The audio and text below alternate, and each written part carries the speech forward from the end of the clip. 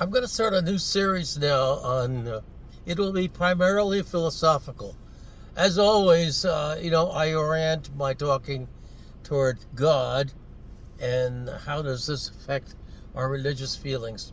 But I'm not maintaining that consistency in this series that I'm creating. And they won't be shorts. They'll be longer than a minute. And it'll be various topics that have to do with our nature, our feelings, our thoughts, our rationality, our physicality, and those things. Now, I'm going to deal with two concepts in this particular video, which is the, start video for this series. One is Epiphenominalism. It's a mouthful. Epiphenominalism. Okay, it basically says that our mental life, our feelings, our perceptions, our consciousness, it's real, and it's not physical, is in the sense that our material bodies are physical. It's real, and it is has its own nature, so to speak. It's immaterial. If you want to say spiritual, say spiritual. The other thing about the conscious experience with epiphenomenalism is, although we can show that there's a causal connection between our brains and our consciousness, in other words, whatever's in our consciousness and the fact that we are conscious is all caused by our brain, so it's all caused by physical mechanisms.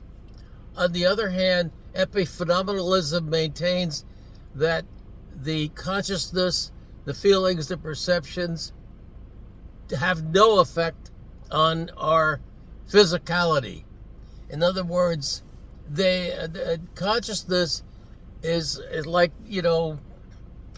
it's there, it's real, but it has no effect on our life, basically. That's really something to swallow. And the other idea that I want to talk about is the idea of zombies. What's a zombie? A metaphysical zombie, not something you see in the horror movies. A metaphysical zombie is a creature that behaves exactly like a human being. On the other hand, we remove consciousness from it. We assume that it has no consciousness, but in every respect it behaves just like we do. We have consciousness. Of course, I know I can prove that I'm not to myself that I have consciousness.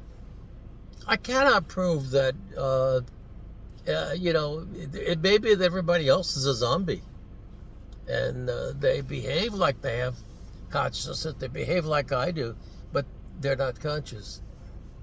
Epiphenomenalism and the idea of zombie goes together, because if our conscious life is truly epiphenomenal, then we are all, in effect, behaving as a zombie would. In other words, if we had no conscious life, we'd still go through the physical motions that we're going through. We'd lead the same lives. We just wouldn't have any consciousness. And, and it wouldn't matter, because our conscious life has no effect on our physicality. It's the reverse. So there's two concepts. And now, let me propose something that's weird. And, if you have any comments, please comment to this video. I'd love to hear them. But can we imagine a bunch of, I'll call them beings, human-like beings, sitting around at a table discussing whether or not they are conscious, what their conscious life really is, and does it have any effect on their lives? Now,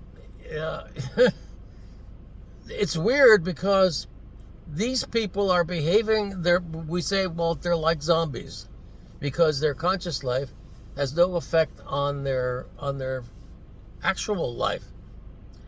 But that's weird because here they are sitting down at a table having a discussion on consciousness. Why would zombies do that? If indeed they have no consciousness, why would a zombie be motivated to look into the idea of consciousness and analyze it and discover what it is? Something weird there because we're getting into a funny knot, metaphysical knot, in the sense that, you know, we're